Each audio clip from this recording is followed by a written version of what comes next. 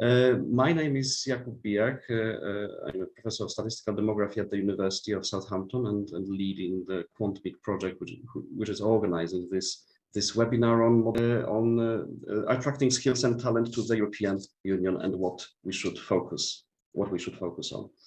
So it's my great pleasure to welcome a distinguished panel of speakers. We will introduce them all in a moment, but before, I would like to start with a quick introduction. So the context of this meeting is that on the 27th of April this year, the European Commission published a communication on attracting skills and talent to the EU. And this is a response to two resolutions adopted by the European Parliament on legal migration, calling on the Commission to act. Before we start, let's just summarize the key elements. So the communication discusses the operational and legislative initiatives that are undertaken to attract skills and talent to the EU. And there are 5 main points to it. First is the streamlining of the single permit procedure, so combining work and residence permits, and the fact that applicants can apply from both non-EU countries and from the member states. Then the second one is make it easier to acquire EU long-term residence status by allowing third country nationals to accumulate residence periods over time in different member states. Then we have the so-called talent partnerships. So the goal of those is to boost international labor mobility and develop talent ideally in a mutually beneficial way involving employers, training institutions, and diaspora organizations. Then we have the so-called the notion of an EU talent pool. So creating an EU-wide pool of candidates from non-EU countries who would be selected based on specific skill levels and criteria and migration requirements, following some sort of screening process of the credential. This is something expected to happen by mid next year.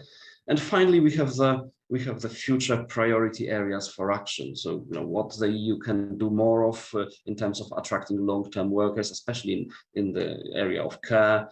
What it can do more of in terms of promoting youth mobility and facilitating the admission of startup founders across the EU.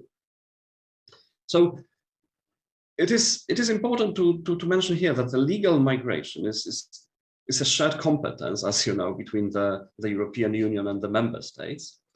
However, it's only the member states who have the competence to decide at the end of the day on the number of nationals from non-EU countries then they would like to admit and that they would like to come to their territory in order to seek work.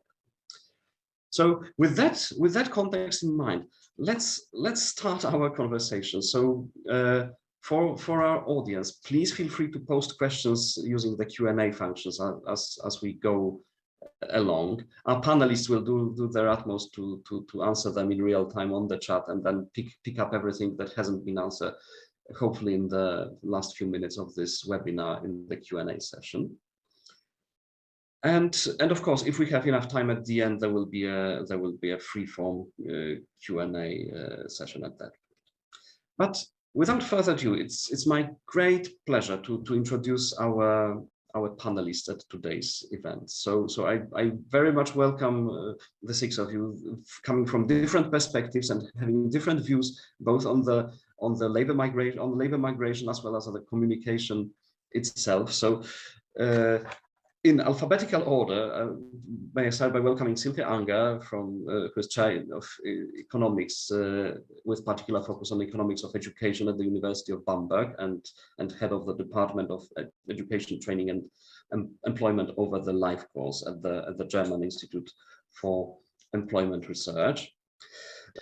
A colleague from QuantMig, Mathias Czaika, who is head of department and professor in migration and globalization at the Danube University in Krems in Austria. So Mathias, welcome to you as well. David de Groot, who is policy analyst at the European Parliament Research Service, the EPRS. It's fantastic to have European Parliament's perspective on that, so a very warm welcome to you. Then I welcome Maria Miarbusto, who is an associate professor at the Department of Sociology, in brackets social structure at the UNED in Madrid. So welcome to Maria. And last but not least, our QuantMig colleague Professor Jacqueline Waba from the University of Southampton. Jackie is Professor of Economics at the Department of Economics and Director of Research. So once again, thank you very much to all of you for accepting our invitation. It's great to have you on this panel. And without further ado, I would like to start with the first warm-up question to all of you about your first impressions after reading the communication. What did, when you had a look at what was produced by the Commission, what came to your mind? Is it too ambitious? Is it the opposite, or is it too opposite? Is it good as it stands, especially considering that the communication is basically an EU level plan of action? So if we could go again in alphabetical order, that would be brilliant, just with quick first impressions. Silke. Okay, thank you. So yeah, first of all, I think the communication addresses a currently very relevant problem, which is a shortage of skilled labor. And this is caused not only due to demographic change, but also due to other mega trends like the digitalization, and closely related to that, to the decarbonization of the economies, and which both require more and different competencies in the labor market. So the communication has many important elements, I think, to address skill shortage, such as, for example, simplifying migration procedures to lower administrative hurdles, for both migrants and employers. Yeah, so I think not only the migration of immigrants, but also the migration of their human capital has to be facilitated, which means that we need an increased transparency about their skills and a better access to the occupations in which we have a shortage. And this can be achieved by the recognition of foreign qualifications. And also the idea of talent partnerships could support the implementation of recognition procedures in close cooperation with the countries of origin. So the recognition procedures should be standardized, they should be simplified, facilitated, communicated in a very transparent way, and therefore enhance human capital transferability. Mathias, your first reactions. Yeah, thank you very much. More or less similar as my fellow speakers here. I very much appreciate that the EU and the European Commission in particular here is taking up again this is important topic. There have been other migration related topics that have been dominating the last couple of years. Refugee focus obviously has been very dominating. And what I really appreciated when I was reading this document is that it's a kind of a combination almost. So refugees are taken into this this concept of skilled and high skilled migration. And then I think that's almost a bit innovative, I think. And what I also appreciate in this document is the kind of sort of focus on some rather feasible, rather immediate measures, and measures that can be and should be and will be, I'm sure, implemented relatively soon, and more long-term, more ambitious kind of initiatives, in particular related to the talent pool and the talent partnership. I mean, that's certainly something that will take quite some time to really get full speed, but it has massive potential. So I really was very positive about this document. Thank you, David. Your first reaction from the Parliament, European Parliament's point of view. Well, I can't speak exactly entirely for the entire European Parliament. It's still in committee, but I would say from my point of view, I thought it was a bit cautious. I do welcome some of the changes proposed, especially concerning the long-term residence directive, which were long overdue, like the accumulation of residents in multiple member states. Like one saw that also in different areas where, for example, with the British citizens, when they had been highly mobile before Brexit, they had huge difficulties getting a permanent residence. But what struck me when I looked at the proposals themselves of the single permit and the long-term permit, like if you look at them, the first thing you see in the preamble is that they scrap any reference to the Tampere Declaration. And I had a bit of feeling that it's one doesn't want to be reminded that we used to have a more open and more welcoming perspective to migration. So I thought it's good that a new steps come, but it's still a very, very cautious approach. And additionally, I come from a border region, from the Netherlands, Belgium, and Germany, and border regions have not been taken into account. Like, as far as I can see it, the mobility schemes that are mentioned, they tie the member state of legal residence to the member state of employment. So in essence, it's impossible for a third country national to become a frontier worker. And let's say you would want to change employment, which should now then become possible. What if that employment is 100 meters across the border? You would have to also find a house across the border, even if you live directly around the corner. So for border regions, I think it's not great, and it should definitely be considered. Thank you very much. I mean, and we will explore these points in detail further in the later part of the discussion. But first, I would like to ask Maria for your first reactions and responses to the document. Okay, thank you. Well, I of course agree with the need of simplifying administrative procedures to obtain work and residence permit, but I also think that it is very important that countries assign resources to handle applications, so the paperwork is easier for applicants and for high-skilled migrants. And at the present, delays in decisions on residence application and also on asylum application is quite a big problem for many European countries. So I think addressing the resources in managing application, it should be a very strong consideration here. I also agree with the initiative regarding reinforcing the talent partnership initiative overall, because the deficit in the labor force is very specific for some qualifications nowadays in Europe. But I'm not so confident about the capacity of the talent pool to attract high-skilled migrants in Europe, to be honest. And also, I don't want to be the killjoy here, but I also think that migration policy has a limited capacity to attract high-skilled migrants in reality. And at the end, economies that reward talent will attract talent. So also innovative economies and economies that will grow in the future. So I'm afraid that Europe is lagging behind regarding that.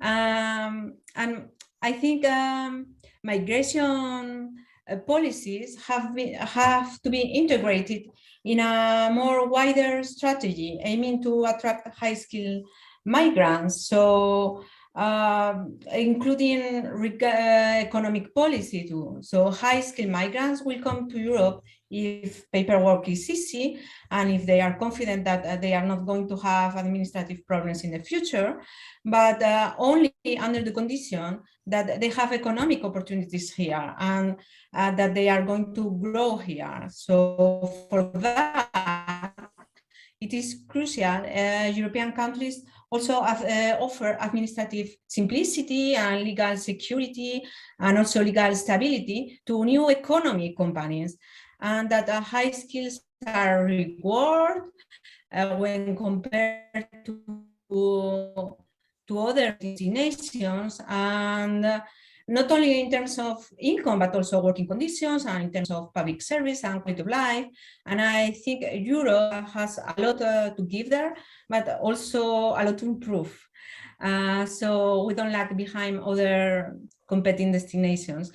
Of course, this is not a European competence only, it's also a country issue, but they should consider it. Thank you very much. And Jackie, I was wondering what your first impressions were.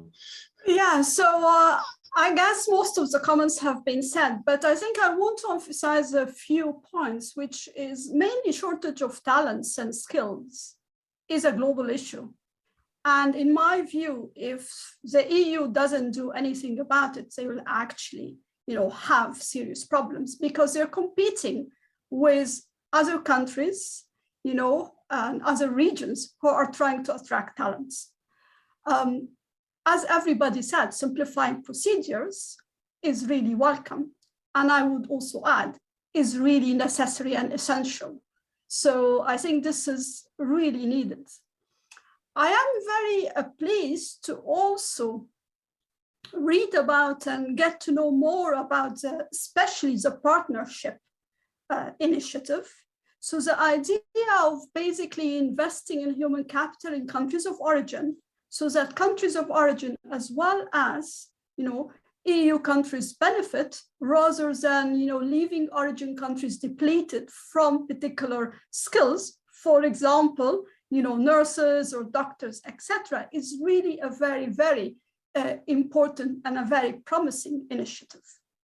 Finally, the EU pool platform and using, a sort of a web system where employers and potential, workers or potential people with talents register, I feel that this is maybe too ambitious and too complex for the reality, given the different systems, the different languages, lack of recognition of skills and qualifications. So I think this is one of the areas I feel less optimistic about. Thank you very much. And you touched upon something that has been also mentioned in the Q&A, in the question from Jelko Blagojevich, about the link between these kind of policies and development and brain drain, whether and how to compensate the countries who invest in human capital of people who then migrate and move their talent with them to the EU. This is something that I think we'll be coming back to as we go along, and we may well have a final reflection on that at the end of the day. But I think that this is sort of building a complete picture of what we are faced with here. So thank you very much to all of you for these introductory remarks. So now I wanted to steer the conversation into specific areas and looking at the areas of your experience and expertise. So I would like to reverse the order slightly and start with David. So as mentioned in the communication, this document is a response to a request from the European Parliament to improve and develop the EU legal and policy framework on skill migration. But you already touched upon it in your introductory remarks. But how far do you think the proposal actually reflects the previous expressed wishes of the European Parliament? Have they been taken into account? To what extent? Yes, indeed.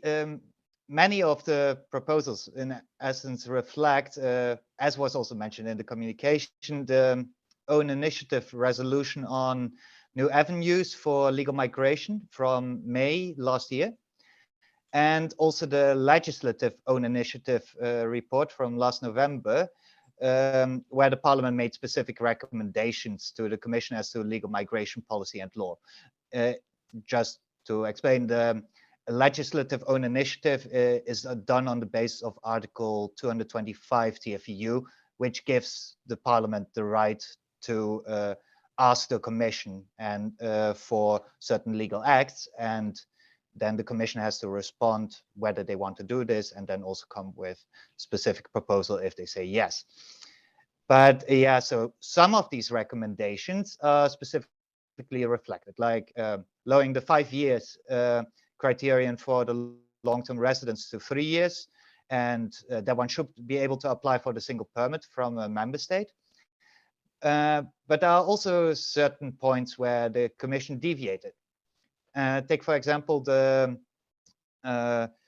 EU talent pool. As it seems in the communication, it will be a new database, a new website. But Parliament asked for a revision of the already existing EURES portal, that portal is a multilingual portal where employees, workers can find employers in other member states, and where the basic the basic parts of the vacancy is also put in multiple languages, and you can search through it. It would be way more efficient to work with what you already have instead of creating an entirely new website. So that the Commission deviated for no explicable reason. But there's also a few points like the communication. It lacks dramatically on the point of qualifications of third country nationals obtained in third countries.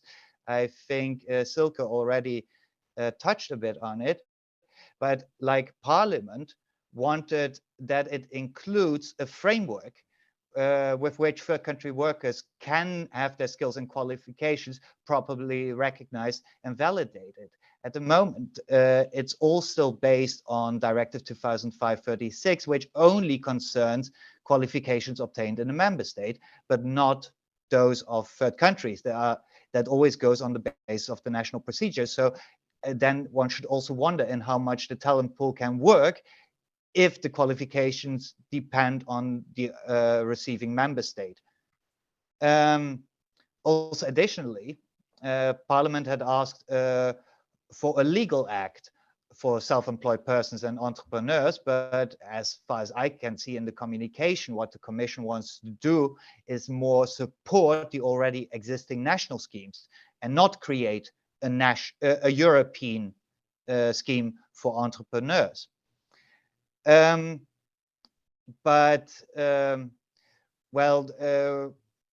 could there are also certain points that Parliament asked for which were totally omitted. At least what I haven't been able to find anywhere is the establishment of a union-wide transnational advisory service network for the legally migrating workers, which the Parliament asked for.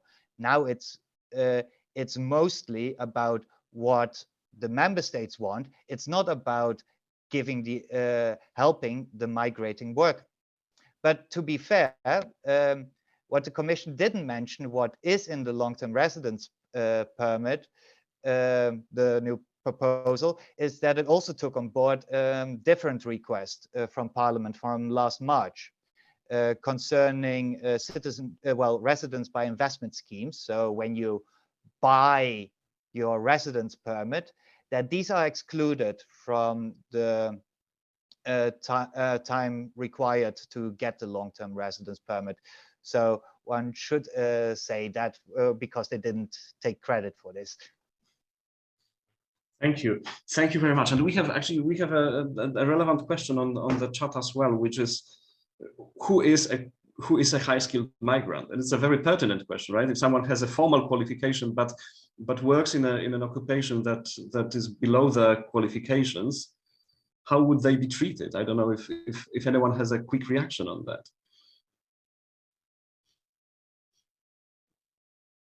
Formally, they could have the qualifications recognized, but of course there has to be a match with the labor market demands at the destination. So, Silke, please. I could try, and the others could join. So, I mean, if there's a formal high qualification like a PhD or another qualification level, of course, this person is high skilled, even if he or she is a taxi driver or working as a waiter in a restaurant. And this is exactly the problem of missing recognized certificates, so that we have an underutilization of these skills which cannot be employed in the host country's labor market. But still, this person would be, in my view, be seen as a high qualified worker. Maria, this is... Yeah, we can also have the opposite, people who are very skilled, but they don't have a qualification. Let's think of this high profile developers in US that haven't finished their degrees, but they are working already in Google or Apple. So it's true that it is very difficult to define what is a high-skilled migrant. Yeah, and this is a challenge for all the scholars in migration, I think. Thank you, and indeed, I mean, it will be down to sort of matching the formal criteria with the labor market needs, ideally, right? How to implement it in practice is another question, but thank you for that. So let's stay in the area in the realm of migration policy. So I wanted to turn to Mathias now, because Mathias, you know, you as an expert on European migration policy. So if you look at the member states, and if you look at the different migration policies in the member states, to what extent do you see opportunities for such a European initiative with respect to enhancing Europe's position on the what we said is the global market for talent, but also, you know, at the same time risking the unequal benefits for different EU countries and for non-EU countries as well. So this will go back to answering Željko's question from the chat. If you'd like to elaborate on that. Yeah, thank you. I mean, I think a good starting point is really that the EU recognizes that the EU is operating, and European companies and recruiters and all those who are in the area of high-skilled migration and recruitment are operating on a global labor market. I think that's key to understand, and that's, by the way, a bit missing in the document. I think that global dimension is a bit underdeveloped. So what does it mean? Basically, it means that it's not only the EU, it's not only the EU 27, but there are about 100 countries in the world that have actively implemented over the last couple of years, or about 2 decades or so, have proactively implemented policies, skill selective, skill attracting policies that are going in the same direction as this document, namely really filling their labor markets with high-skilled workers, either from abroad or trying to return them or retain them, basically.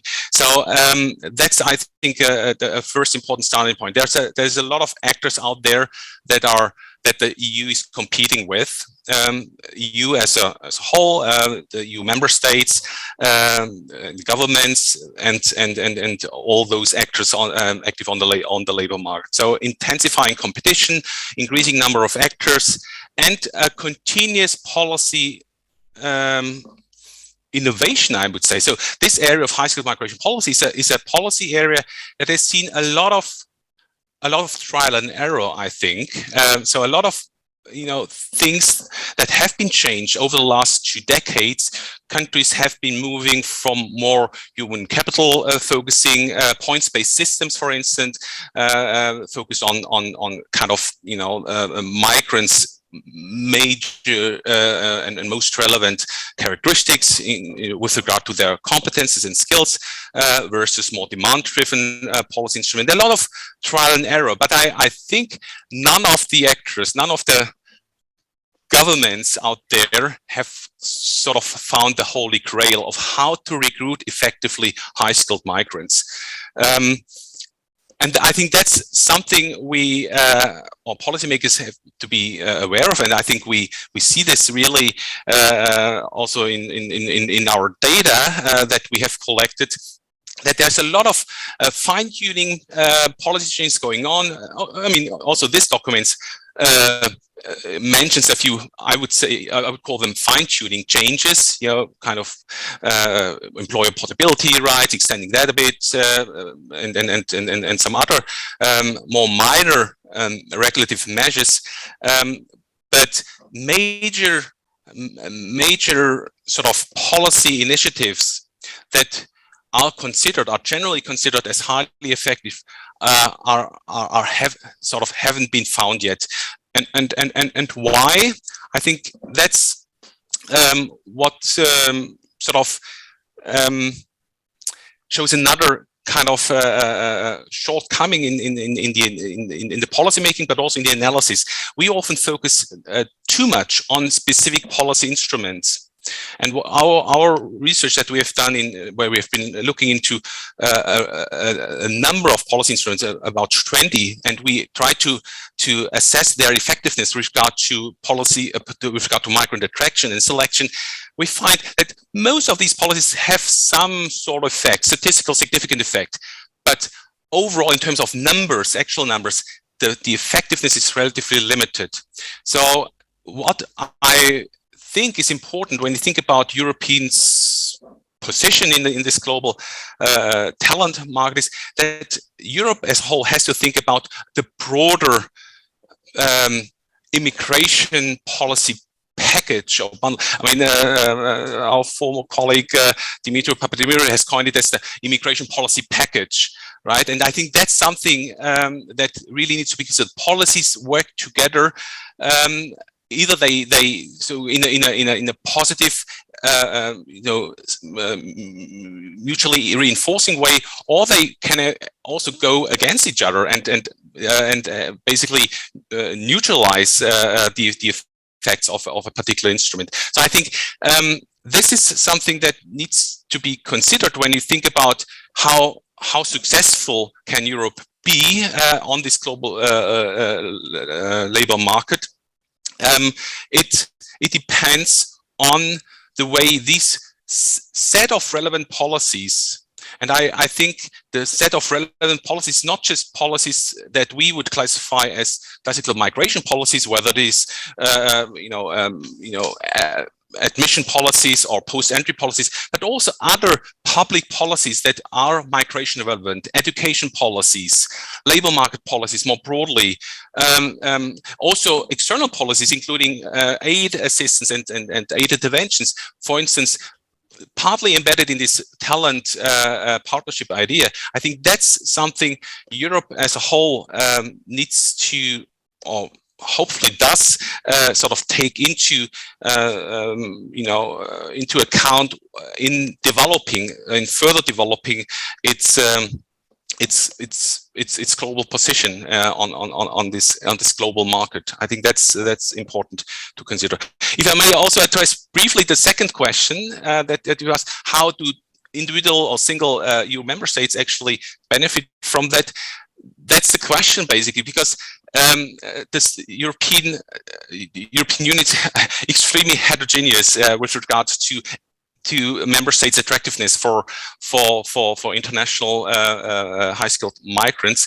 And I think a single, very coherent or common policy across all European member states might only partly sort of balance out these structural inequalities we see within Europe. So we still need also in the future policies, complementing policies at the national levels that would sort of address these more country-specific challenges with regard to sectors, shortage sectors, but also with regard to other structural constraints or circumstances that individual member states face. Thank you. And one related question we have also on the chat from Peter Bosch, asking, given that the Morocco, Tunisia, and Egypt have been proposed as pilot third countries for these partnerships, is this the right choice? Can anyone comment on that? Because it's sort of quite relevant to what you've said. Yeah, maybe just one reaction to that. I think that's a key question when deciding and setting up this talent partnership. Which countries, which labor markets, national labor markets actually should be matched? Because it's a sort of a national matching process here, right? That a European member states labor market, or at least some sectors in the labor market, is sort of matched with a non-European labor market by sort of, facilitating this international transnational mobility. So it's almost a transnational matchmaking process. Mm-hmm. And the question is, which non-European labor markets actually do match well to some specific European or national labor markets. And I'm not in a position to assess the labor markets of these three North African countries, but I think methodologically, it needs to be really well assessed, not only politically, but also based on the labor market structures and the labor market supplies and demands on those partner labor markets and the European labor markets, in order to make a very, conscious decision about who should be part of such a talent partnership. Thank you. And this goes actually very well with the comments made by Alexander and by Željko on the chart. That it's not only at the top end of the talent pool, quote unquote, and the skill level, but it's also at different levels. And it's all about the match between the needs of the labor market and the potential offer from the skill set available among the migrants. Jackie. Yeah, if I may, I think adding to the questions regarding who is a skilled worker, I think, it's important to think about, skills and talents rather than a skilled worker, because skills and talents are basically people, are university degrees, higher education, but could also be, a skill acquired through training. So the difference between being skilled and unskilled is basically an individual would need time to be trained to do that particular occupation. And I think this is really, in my mind, the main distinction between a skilled and, less skilled worker. But going to the question regarding Egypt, Morocco, and Tunisia, I think there are a number of reasons for that. Obviously, proximity is very important, but there is also a huge diaspora from North Africa existing in Europe. So this might facilitate as well, and there are also colonial ties in some cases. And we also shouldn't forget that, undocumented migration is a big issue. And this would be one way to actually reduce, undocumented migration by increasing, legal migration. So I think there are a number of reasons, in my opinion, behind that sort of reasoning for those countries. Thank you. If I may just now move to Jackie, because it's, you have been looking at Brexit, you have been looking at the UK migration policy in this context, the different aspects of skilled migration, international student mobility, return intentions, the role of welcoming community. You have looked at quite a lot of that, amongst other factors. So may I ask you, what have you found in these studies? Do you think that there are any lessons to be learned by policymakers outside of the United Kingdom that that sort of make the most of the experience whilst avoiding making the same mistakes? Well, I'm pleased you've asked me outside the UK, so I'm not going to talk about the Brexit. But I think, to be very honest, one of the biggest mistakes is using migration in the political debate and providing misinformation. I think looking over the last few, years and how the migration debate has been used for political purposes, basically has led to divisions in the community and in the host country. And those divisions basically have led to, less integration. But more important, my own research actually shows that migrants are less attracted to countries where, natives and the public are anti-immigration. They are not going to actually move to hostile, communities or countries, especially the highly educated, especially the ones with skills. And I think this is really important to realize that, one important factor, it's not only about policies, as has been mentioned. When individuals are thinking about migrating or not, it doesn't matter whether they feel welcomed or not. And if they don't feel welcome, they're not going to be actually, migrating or moving to that country. So I think this is really a very important message, which, it's very good to focus on, simplifying procedures, etc. But without, the right environment, I think those are not going to work. Thank you very much. And I think it's a very timely reminder of the role of attitudes and the general atmosphere in the receiving country. But let us take a step back now, and I'd like to turn to Maria, because you studied the main factors attracting skilled migrants to Europe, the role of educational credentials. And going back to the previous discussion that was already prompted by some of the questions, we know that there are many overqualified migrants on the European labor market, and we know that there are many barriers to proper recognition of qualifications. Could you elaborate a bit on that? Yeah, well, of course, it is true that overqualification is a problem for many migrants in Europe, even bigger than it is already for native population. That is not a small problem in many countries. And one of the main barriers for migrants to match their skills to their occupation is the official recognition of their credential that takes time when possible. And here there is an opportunity to improve from the point of view of policies, but also sometimes there are international differences in the quality of credentials and in the value employers give to this credential, because sometimes because of lack of information. So there is room there to improve. But anyway, I want to stress another point that I think is very important when talking about overqualification, and that is related to something that Lucy mentioned before, and is the time dimension.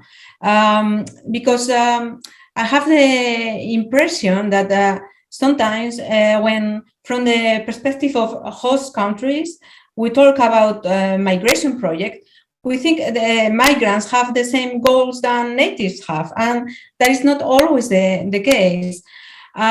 So we cannot forget that migration is a multidimensional phenomenon, and also migrants' motivation are diverse, and the expected duration of their migration project is diverse. So maybe migrants migrated because they want to have a professional career, but maybe they just want to have a job, maybe they just want to have a higher wage, independent to occupation. Maybe they want to have a better quality of life or security, or to save money and then return to their origin country.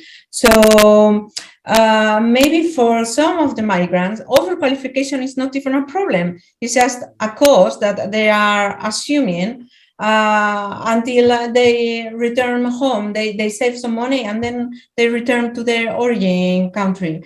So the priority among the motivation of migrants depends a lot on the expected duration of their migration project.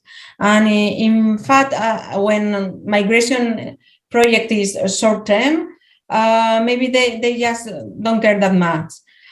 I'm not saying overqualification is not a problem, and of course, I'm sure migrants prefer to have occupation matching their skills, but sometimes maybe they have just other priorities.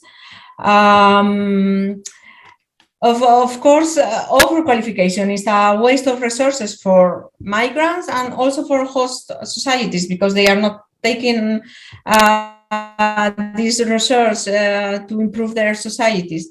And also for migrants, it is also a problem because sometimes they have a short-term migration project and then it becomes a long-term one. So they find suddenly they find themselves in the wrong path, and they've been living in the country for years and they haven't done a professional career because so many reasons. So if European countries want to decrease this overqualification for migrants, so it should be possible for them to achieve their short-term goals and priorities at the same time than having a professional career. That means that we have to reduce the time they spend trying to recognize their credential, but also to give the migrants very clear and easy information regarding all the administrative procedures, and also give this information to employers and give them information so they can trust and understand migrant qualification, because now I think they have some problems regarding trust in migrants qualification, overall the official credential recognition problem. Yeah. Thank you. And in a sense, this is a very, very nice segue into the question I was going to ask to Silke, because I know you have looked into recognition quite a lot, and you have just published a study with your colleagues when you analyzed the impact of a recent reform in Germany that facilitated the recognition of foreign occupational qualifications for non-EU nationals. So this seems to be quite relevant to attracting skills. Would you mind to sort of elaborate further on that in the light of your work? Yeah, sure. I was going to say to many of the points that Maria raised that they actually were addressed in the reform that was implemented in Germany. So the focus of our study is more on the transferability and employability of foreign human capital, which may play a role in attracting skilled migrants in the long run. And one important factor, as we all agree, is that the transferability of foreign credentials is guaranteed in the host country, and this is often the prerequisite also in regulated occupations. And some of these regulated occupations face shortages in the EU, for example, in the nursing sector or engineering. So yeah, the process in Germany before the reform was very unstructured. So non-EU migrants, they faced different authorities. It was a very unclear, long process. It was costly. And as a consequence, many non-EU migrants just did not even apply for recognition of their qualifications. So only 20% of the non-EU migrants applied. And therefore, as a result, many non-EU migrants could not work in regulated occupations. And these play an important role in Germany and also in many other EU countries, especially in the healthcare sector, in technical sector. And about 1/4 of the non-EU immigrants who did not apply said actually that they were facing too many administrative constraints. And this implies, as we already said, a large underutilization of immigrant skills. So then the reform came in 2012, and the reform introduced, first of all, a legal basis for recognition. Then it standardized, facilitated, and also accelerated the proof of equivalence between German and non-German certificates.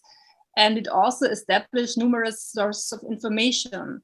And we already talked in this forum about the importance of information, so that immigrants need to know how the recognition procedures work, and in order to motivate them to apply. And the German government also offered subsidies covering the costs of the application process. And it is also important to note that the reform did not change the quality standards for foreign certificates. So the quality of the certificate had to be exactly the same as pre-reform. So when we analyzed the effects, we found that the number of applications to recognition has steadily increased since the reforms, especially for nurses, for doctors, which make up about half of the total applications. And the application rate among eligible non-EU migrants increased by 5 percentage points, which is almost 15% increase in the application probability. And at the same time, the application rate of EU immigrants stayed exactly the same. So it was indeed an effect of this reform. And importantly, these higher application rates also translated into higher recognition rates. So the reform was actually successful in this respect. However, we also evaluated whether the reform was indeed successful in terms of improving labor market integration, so better employment opportunities, higher wages. And this evaluation is important, as the overall benefit of the reform could be questionable if the reform had attracted immigrants of lower skills than before the reform. And such a lower quality of immigrants would prevent employers from hiring non-EU immigrants or from offering them high quality jobs. And in addition, a higher number of non-EU immigrants entering these regulated occupations could also lead then to a higher labor supply, and as a consequence, not increase employment or wages because of these equilibrium effects. So, and therefore we measured also the effects on employment in regulated occupations, and we find actually that employment of non-EU immigrants in these non-regulated occupations increased by almost 20%. And so these increase were even larger in those occupations which had a very high application number, for example, nurses, doctors, teachers. And yeah, as a next step, we then also looked at the quality of the non-EU immigrants, and we found that despite this large inflow of non-EU immigrants in these regulated occupations, we find no evidence that the quality of immigrants with these recognized degrees decreased post-reform. So the non-EU immigrants do not have lower skills post-reform, and they do not receive lower wages after moving from these non-regulated to the regulated occupations. And indeed, many moved from the low-paying, non-regulated occupations like cleaning jobs to the higher paid regulated occupations like doctors or nurses. And we also find impacts on the non-regulated sector, which were, however, not as large as in the regulated occupation sector. And so in the end, our conclusion is that the reform was highly effective in increasing the application and recognition rates of non-EU immigrants, and that it was also effective in increasing their employment, both in regulated and non-regulated occupations, and in increasing their wages. And we conclude that as long as the recognition standards remain the same, the quality of immigrants is not decreasing. And we think that the German recognition law may actually be a very good blueprint for other countries.